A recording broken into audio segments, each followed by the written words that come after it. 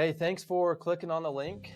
I'm excited that you're here. I'm going to do my best to just get to the point and keep your attention and motivate you and inspire you and hopefully impact your life, even if just a little bit today, but I hope it's a lot. So my name is Randy Palmer. I am a trained interventionist with an emphasis on family councils. I have a webinar here that I've prepared for you. And basically, I'm going to be going through three principles or action steps. I'd like to give you a review or a rundown of what the next 30 minutes looks like. The three principles are essentially, the first one is how to improve self-care. It's called the single biggest goal. And that's really just asks the question, how are you doing? How are you doing? And the second principle, which we'll get into, is designed to build confidence within and confidence in the future, confidence in your family, because I believe that families are powerful and that you have a huge opportunity here that you may not have even been aware of. And along those lines, the third principle is how to motivate a loved one to take action.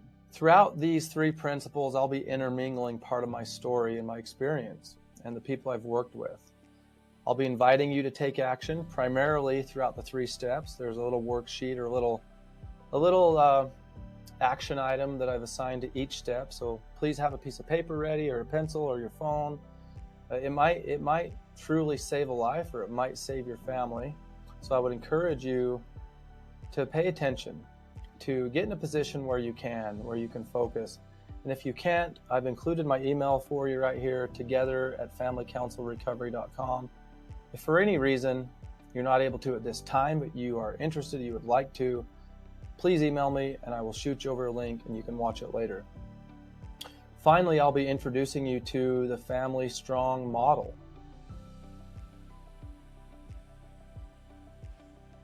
For years and years, I rejected the internal instinct or voice that I felt like calling me to get into the addiction recovery field. You see, I was 12 years clean, having gone through rehab back in 2005, and married, raising children, running a business. And the last thing that I wanted to do was to get back into addiction. You see, I didn't feel like I had a lot in common with the commonly accepted beliefs. For example, when I was in rehab, everybody would raise their hands and say, "Hi, I'm Tom, I'm an addict." And about 3 months after graduating from rehab, I had an inclination that I didn't need to do that anymore, that I didn't need to label myself as an addict anymore. So I haven't referred to myself as an addict in 15 years. So that's just one example. I looked around the industry at some of the results and the families that were really suffering, and the cookie cutter treatment facilities and the 12-step meetings and then guys like me, right? The coaches. And I just had a bad taste in my mouth about the addiction recovery field. It wasn't until 2017 that I was introduced into the principles and the values and the process that I teach now that it clicked for me. And I was like, that's it. That's it. Now, what I do is not for everyone. It's not for every family. Okay, this is not a traditional approach to recovery. We are looking to ruffle some feathers. We are looking to engage consistently and boldly, but patiently. Every step of the way, it's about engaging and inviting and mobilizing and utilizing and pooling resources. And when any aspect of recovery is approached with the foundation of the principles that I'll teach you, the opportunity for success skyrockets. Because most people don't do this.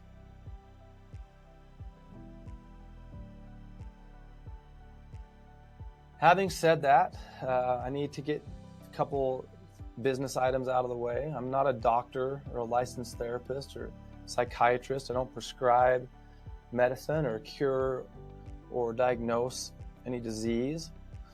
I'm a trained interventionist in a very specific, narrowed down process of working with families.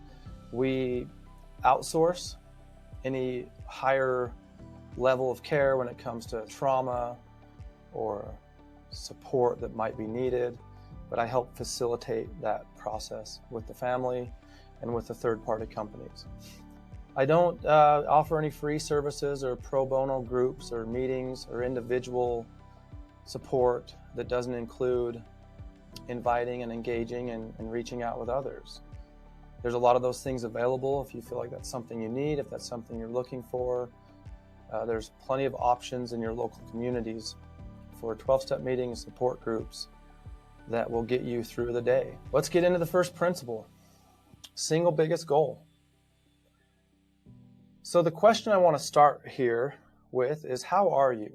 If you're one that's supporting a loved one that's struggling with addiction, if addiction has claimed hostage of your family member, if it's rummaging through your home, leaving a path of destruction, that's quite the burden to carry. I remember one of my first experiences with nurturing and supporting and loving someone who was struggling with drugs and depression was my mother. When I was a 5-year-old boy, and she would get migraines and she would self-medicate and she would pass out. On one particular occasion, she had passed out on the stairs. And as a 5-year-old little boy, I would kind of snap into this role of nurturer. I was the youngest of 5 children, and she used to always tell me that I was her baby, that no one loved her like I did. I would go get her a drink and a pillow, and I'd walk her to her bed, and I'd lay her down, and I'd sit and I would talk with her. And I think that's where I first learned how to support and love someone who's struggling.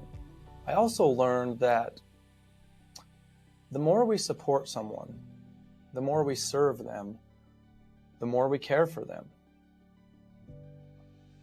the more we love them. The more they struggle, the more we serve, the deeper those bonds grow. My mom has passed now,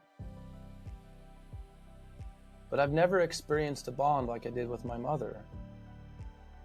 I understand that these connections run deep, and that it's not always easy to know which path to choose when it comes to making decisions and supporting a loved one who is truly suffering. When I was a little boy, I had a best friend named Jimmy. We were inseparable. His mom was always so worried about him. I don't know the definition of a helicopter parent. Maybe you do. Maybe she was one. But she was always saying things to me like, "Randy, I'm so worried about Jimmy. Keep an eye on him," or "I just don't know what to do." And this even got worse as we got older and we both got into drugs. I suffered with severe social anxiety and a lack of confidence. And I found opiates to be a temporary solution for that. As I got clean and got married and started to progress through life, Jimmy ended up homeless, filling needles with heroin and methamphetamines and shooting them in his veins.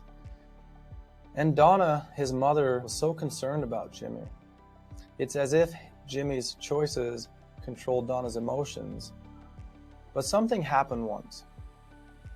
I started to work with their family, and on one occasion, Donna said to me, "You know, Randy, I'm just at peace with Jimmy. I know my part. It's time that I focus on some of my own goals and continue to support him." And that is the purpose of this first principle. So I'm going to ask you to tap into the power principle. This is a principle of structure and power. It's a way to eliminate some of the chaos when it seems like everything is just transpiring out of control. This is somewhere where you can turn to find that stability, to find that structure, because a personal goal is yours.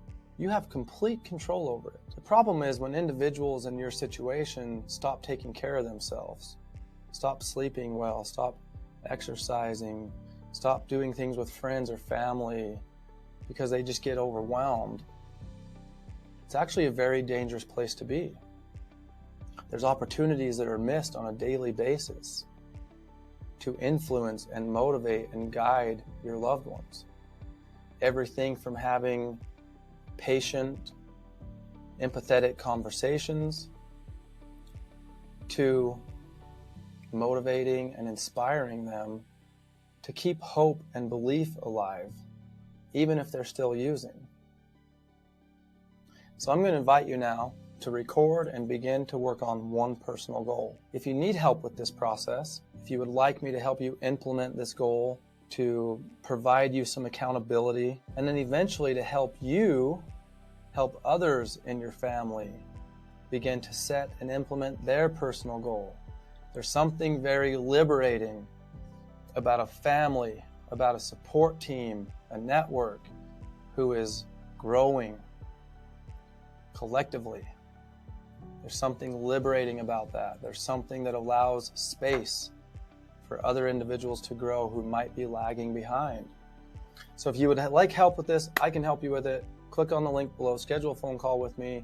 We can get into more details about it. Principle number 2, shift your perspective. What do you see? What do you look for? What are your thoughts and beliefs about your current situation, that of your loved one, that of the future? A few years ago, I was working with another individual. He had a 25-year-old son addicted to heroin, and I just felt like this guy was distracted. To tell you the truth, I was really bothered because I felt like there was a lot of potential. I felt like we could have had his son into some sort of a treatment in 48 hours. He was stuck in this mindset of waiting for rock bottom, which I'll share more with later with you, with how it's a myth. Rock bottom's a myth. But anyway, my friend I was working with here, I decided to call him one day because I was working on something called Keep Hope Alive in Your Story. Because I remember when I was going through my addiction, I had tried so many times to quit on my own and failed that I started to believe I couldn't do it anymore. I started to give up.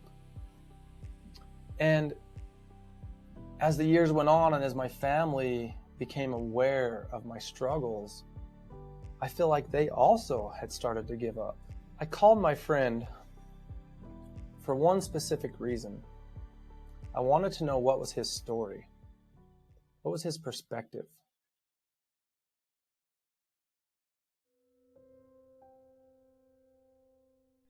After calling my friend, I went down in my office, and this is what I wrote. A story is a powerful thing. A story can calm a frightened child or inspire an aging parent. Everywhere we look, we find stories. What if I were to tell you the most powerful story was within you?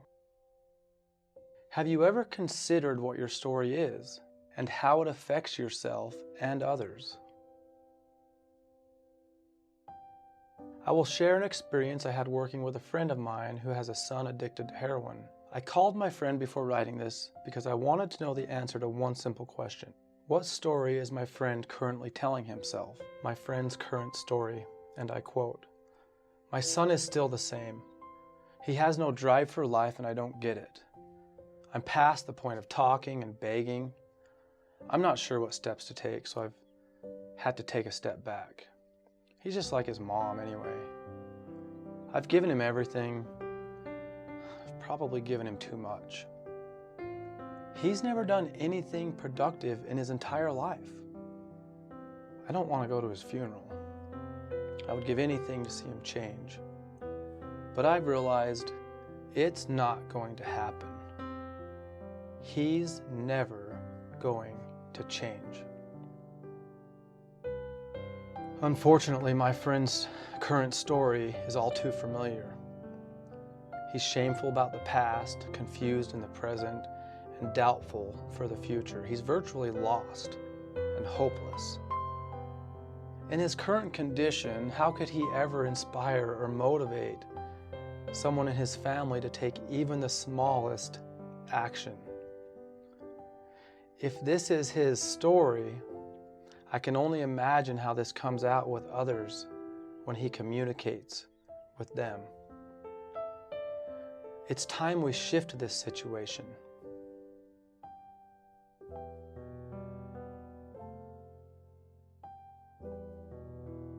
Dear friend, as you know, I was once where your son is.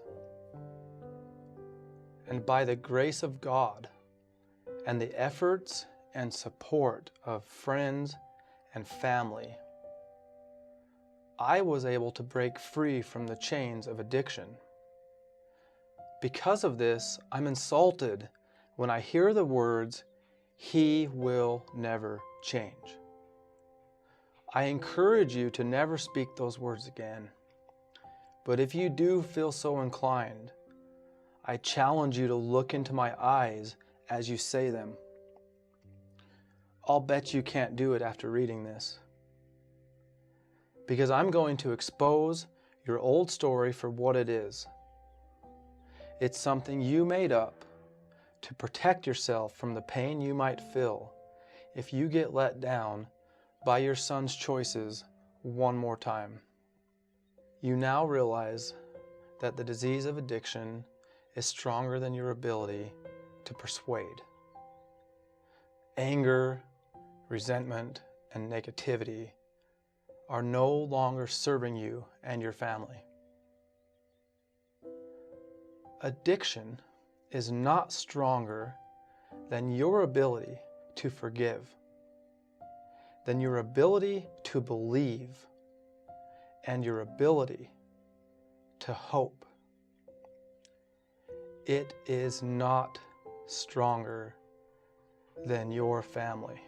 Please remember that nothing noteworthy in the human experience has ever come from a place of doubt and fear.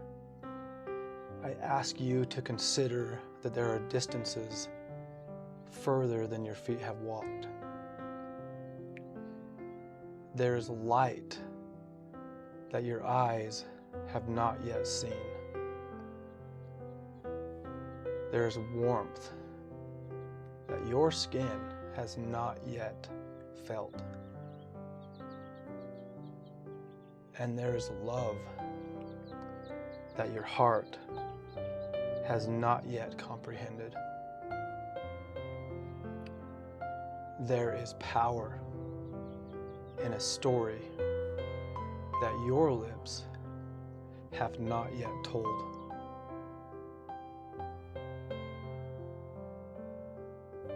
You can immediately access this power by creating and telling a new story about yourself. Begin to imagine the day your son has 2 years clean. What does he look like? See it. How would that feel? Imagine what it's like when you attend his wedding or hold your grandkids for the first time. What would that be like? Dare to go there. There is power in imagining and feeling the future, but that power is only manifested when we begin to live and work and act as if it's going to happen. All change and progress and major accomplishments once started with one person's simple choice of belief, which created a vision for the future and acted as a guide for their actions. So I'm going to ask you now to observe, just reflect if you can for a minute. Have you been too close to the trees of the addiction that you have forgotten the forest, the ecosystem? I'm going to invite you to begin to write a new story. I'm going to invite you to shift in your mind, if you can, the commonly accepted statements and beliefs that addiction runs in our family. We're a dysfunctional family. There's nothing that we can do until they hit rock bottom. And to accept the truth the reality that actually, although some of those things may be true, the facts are is that you and your family are the most powerful system or group to ever exist. Think about everything that your parents and your grandparents and your great-grandparents have gone through to get you to this very moment. Think about the struggles of transition and war and death and mental illness and addiction. And yet here you are. Now maybe you don't have a perfect family. Who does? But look what you still have. You can't have one without the other. People can't say addiction runs in my family without also saying attributes and power and strength and resiliency of loyalty and love and commitment and support and bravery that they also run in my family. We know that hard times create strong men. So if your family has been through hard times, would it not be impossible for you to not be strong? Is it possible that you've got sucked into a story of negativity, that you've forgotten the power you possess, the power your family possesses? The danger there is that when someone's going through addiction, they're still watching, they're still observing, they're still listening, they're still learning, and you might not realize it. It's like a child. Just because their brains are being manipulated or messed with or underdeveloped does not mean that they're not learning and observing and analyzing everything. The truth is they want to quit. They want out of this mess just as bad as you do. But they don't know how. It all starts with a seed of belief, despite their actions, despite their using. Your story, your conversations may be the avenue that plants that seed. I'm going to challenge you right now. I'm going to help you plant a seed. That people get clean every day. People change all the time. Your family is strong. You are strong. Begin to tell a new story. Begin to communicate with your loved one differently. Share hope. Do some research on your ancestors. Look what they've gone through. Share those stories. Read those journals with your loved one. Even if he's fallen asleep on the couch, nodding off, read it anyway. Because nothing ever came from a place of fear and doubt. We have to start somewhere. We can start with you. If you need help creating and implementing your new story, that might even include deleting your old story. Maybe write it down, tear it up, throw it away, burn it. If you need help to truly inculcate a new story, a new system of belief, a new perspective, click on the link below and I can help you to create and implement that new story. I can also help you begin to share that story with your loved ones and to get your entire family to create and implement a new story. Step 3, take action and break social norms. Break social norms. Do you ever look around and see that people are just kind of on autopilot? Do you ever do something and then you get a little embarrassed or you feel a little shy or you think about it later and you're like, that was kind of weird. But it was also good because you were just being you. Like there was just this energy and you're like, man, I was free. I coach sports for my kids and that's one of the reasons I love it, because when I'm coaching, I forget about the crowd and the parents, as opposed to when I played sports. I was hyper fixated on the crowd and what if I messed up. But when I coach, I just get focused on the kids. That's an aspect of social norms. When we do something like that, it's because we crossed this imaginary line called social norms. Well, families and communities and rehab centers and 12-step programs and counselors and doctors, everyone's operating on social norms. Sometimes they cross that line. Those are the families that have the most success. Before I get into the exact details of this step, I want to share a picture with you. In 2017, after years of running my own business, and again, I was married and raising kids, and the truth is, I wanted what I did for work to matter.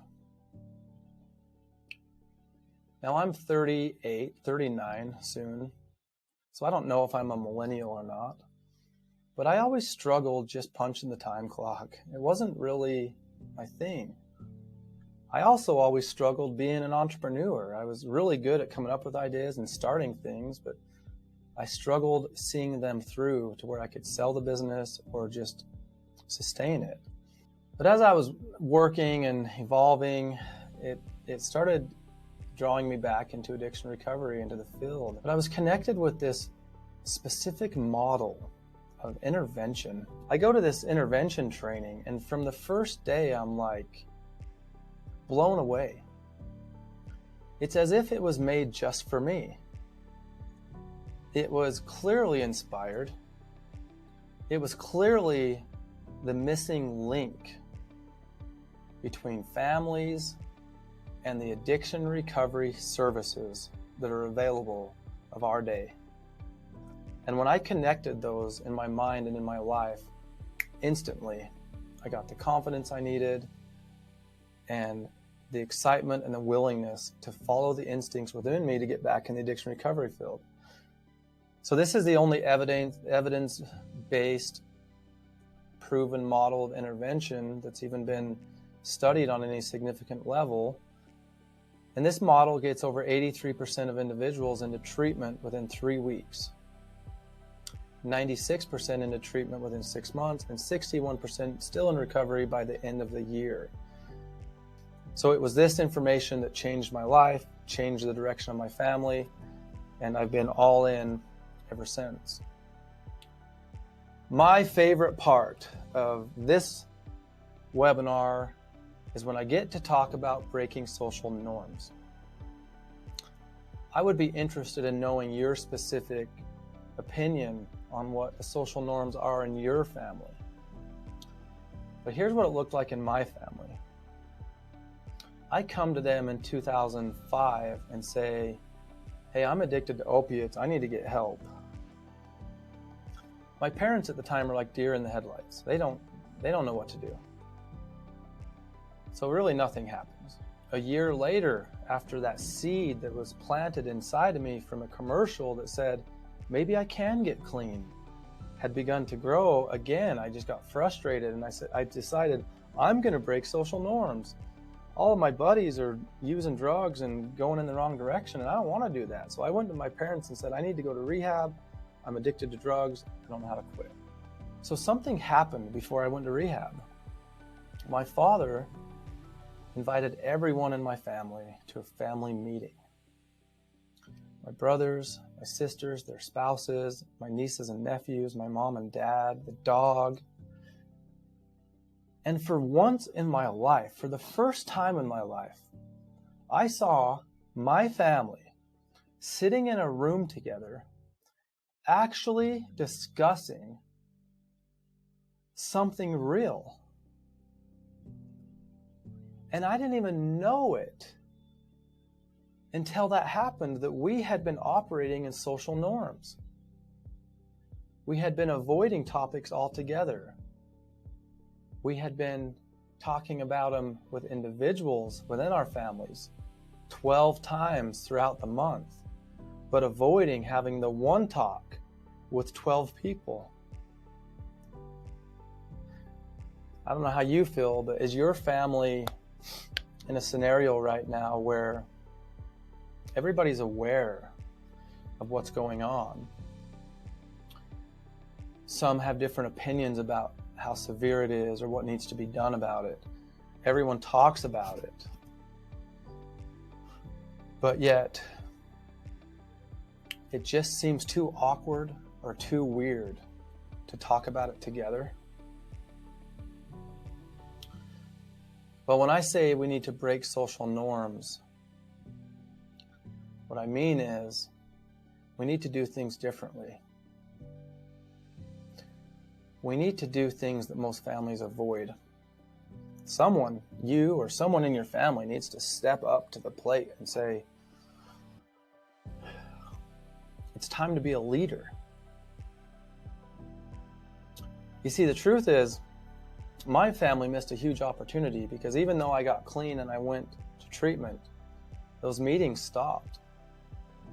So years later, as I was training as an interventionist and raising my own family, and I witnessed my siblings, some of them go through divorce and bankruptcy, it occurred to me that addiction in my family, in my life, was a gift.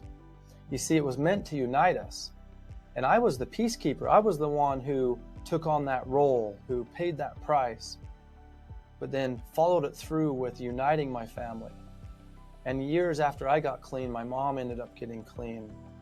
And we had this great moment, but it was temporary, because I still saw my siblings struggle to ask for help. I witnessed my family still not understand how to unite and pool resources and negate some of the long-term effects of individual people within our families' scenarios or situations when we easily could have. See, a lot of families have come into a mindset where they believe that they're just powerless, or where they have to honor some imaginary line of respecting individuals' choice or personal space. And although that's true, think about it. It's not just one person's addiction. It's your entire family's addiction. It's affecting everyone, and directly. So those lines have been gone a long time ago, haven't they? So why are we still tiptoeing around them like they exist? See, families have forgotten the power they possess. They've forgotten that there's nothing inherently and instinctually as strong as they are when they're together, but not if they're dividing and conquering, not if they're tiptoeing around the issues, not if they're trying to delegate the responsibility and health and wellness of one individual in the family to someone else. You have to take back the responsibility for the health and wellness of your family. Once this clicked for me, once this made sense to me, I went to work. I used the principles from the intervention model that I learned. I used my experience as I started to work with families and started to see different dynamics and what works and what doesn't. As my confidence increased, I put it into a blueprint, into a step, into systems. There's 6 foundational principles. This is a process. People do not change overnight. This addiction is a family addiction that has been passed down through generation and generation and generation. And maybe not the addiction itself, but the unresolved loss and trauma and the secrets, family secrets, the pain, the individual struggles that were never talked about. I can help you. I can help your family break social norms. I can help you and your family take massive action. I can help you approach this more strategically and more powerfully than you can even imagine. One of the problems is that individuals too often get so caught up in the trauma and in the heat of the moment that they get paralyzed when it comes to making decisions. Years ago, my brother and I signed up for a jiu-jitsu tournament. It's a form of wrestling. This was no time, no points. Basically, you wrestle until someone gets tapped, until you quit. Well, I found myself holding this guy in my guard, which means I had my legs up around his back for 22 minutes. My feet were numb, my legs had lost all the blood, I couldn't focus. And my brother was yelling at me, "You got to get him out of your guard." And although I could hear him, I didn't know what to do. Even though we had practiced this hundreds of times, I couldn't put it together, I couldn't break down the steps in my mind on what it takes to get somebody out of my guard. So if you've ever felt this way, if right now you have friends or family or even professionals saying, tough love, you've got to kick them out, you've got to fire them, you're enabling them, you've got to get them into treatment, there's nothing you can do until they hit rock bottom. But yet you have these instincts that are like, no, I can't, something needs to be done. They're suffering, but I can't allow this behavior to go on anymore. It's affecting the overall standard of my family.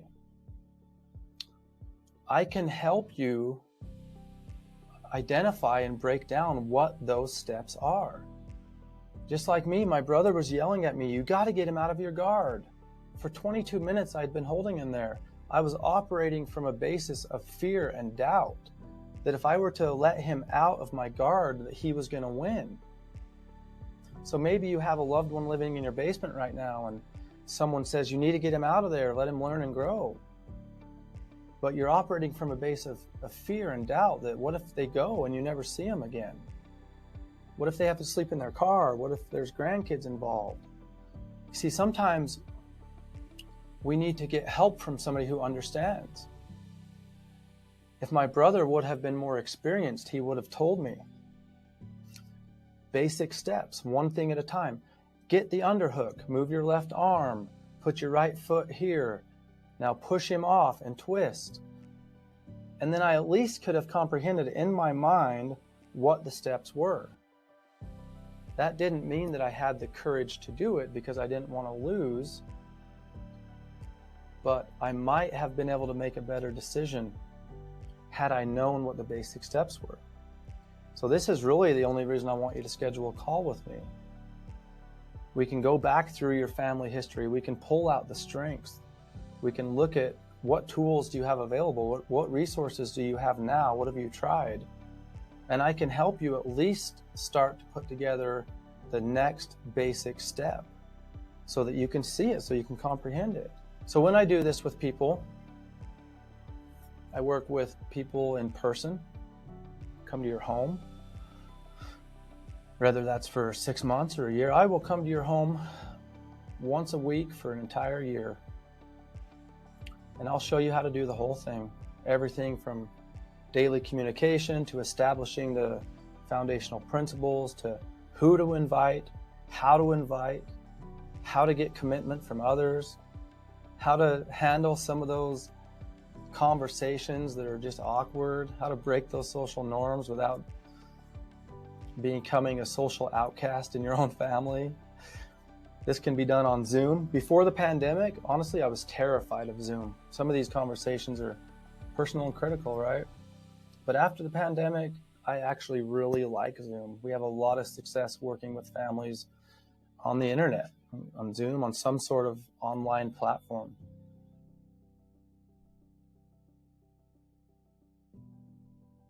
The thing that I love the most about my services and about your family is that I know from the beginning that the strength is you, the power is you.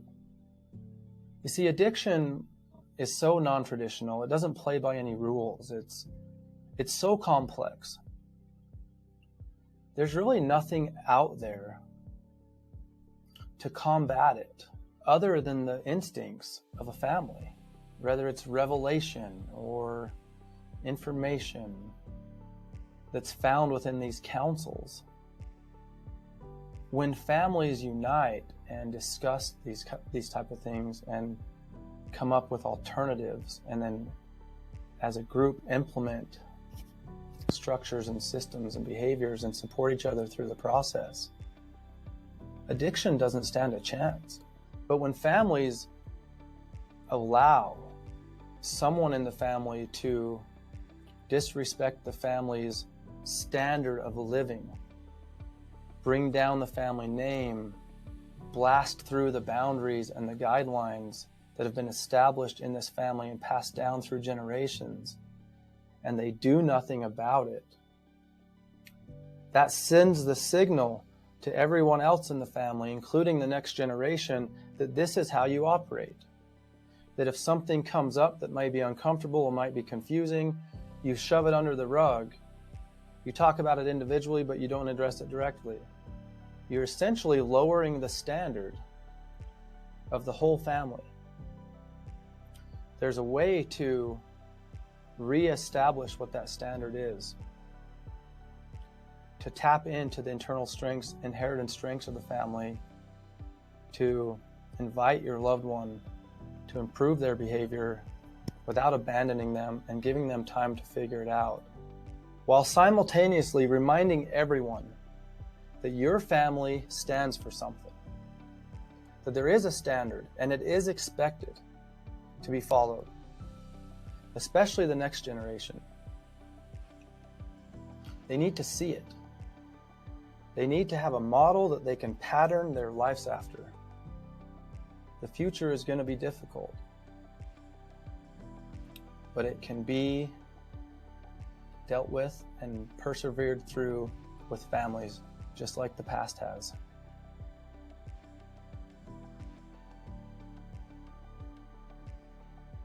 Single biggest goal, please set a goal. Please focus on yourself, at least for an hour a day. It's not selfish, it's crucial.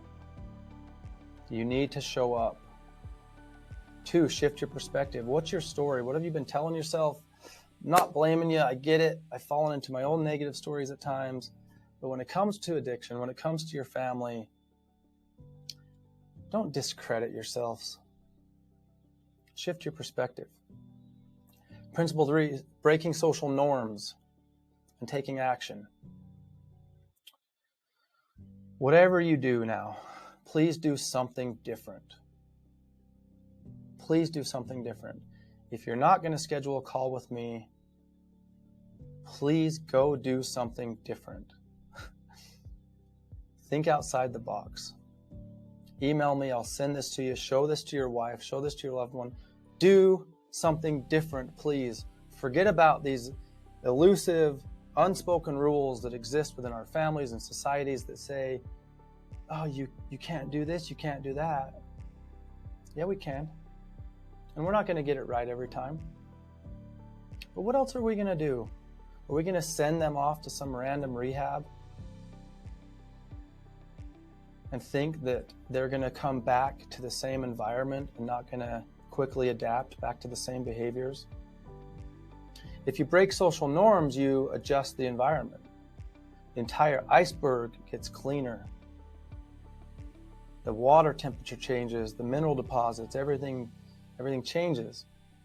If we just cut off one sliver of that iceberg and send it off somewhere to get purified, bring it back 90 days later, reattach it to the entire iceberg, how long until it evolves back into the same systems, structures, behaviors?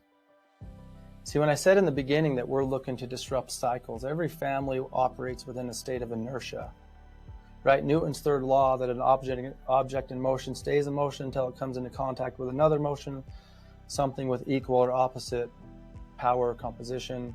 I don't remember it exactly, but imagine your family right now rotating and cycling that's in a certain pattern of inertia. When you break social norms, we're looking to move that current circumference, that current status of inertia to a higher level. And it can be done. It can be done. We don't need to define success anymore by just one person's actions. Yes, we make it abundantly clear that it's not acceptable. We increase resources. We do everything we can. But you can improve the overall success of your family in many ways. Those who are the healthiest among you need to go first. So please do something, break social norms, do something different. Don't be timid. Have those conversations. Share those personal experiences that you've never shared before. Connect with them. They want out. They need someone to show them. I can help you. I can help you show them. From my family to yours, thank you. Guys, I work with 5 to 6 families a year. Spots and times are limited.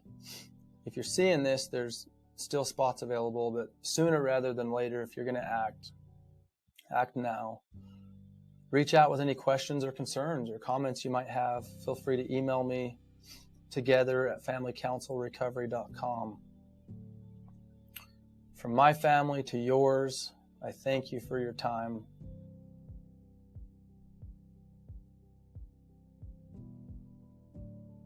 And now I'm going to leave you with 10 minutes of soft music.